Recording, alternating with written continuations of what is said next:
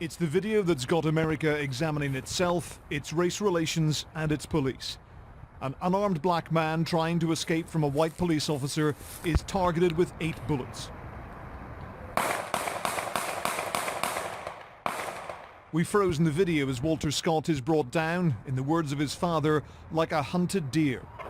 Patrolman Michael Slager then goes over to Mr. Scott on the ground and handcuffs him before he dies.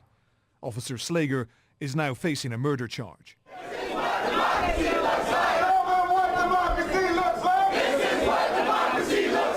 At a noisy news conference, the mayor and police chief in North Charleston were repeatedly heckled by protesters. I have watched the video, and I was sickened by what I saw. There are questions that I have in my mind that I can't answer right now. Michael Slager has been fired from his job as a police officer. We don't have all the information. Both. The chief of police or the mayor? Which one? I'm asking you to respect me as I'm going to respect you. Okay. And I'm talking to the media. Okay? The people can hear.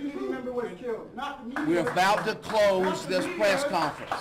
The incident began when Michael Slager pulled over Walter Scott's black Mercedes because it had a faulty backlight. The policeman says that resulted in Mr. Scott getting hold of his taser and he feared for his life, so he opened fire. The dead man's family wants justice. We can't get my brother back, and my family is in deep mourning for that.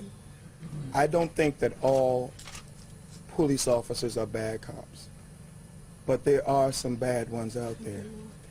And I don't want to see anyone get shot down the way that my brother got shot down. Michael Slager has already been charged and could face the death penalty if he's convicted of Walter Scott's murder.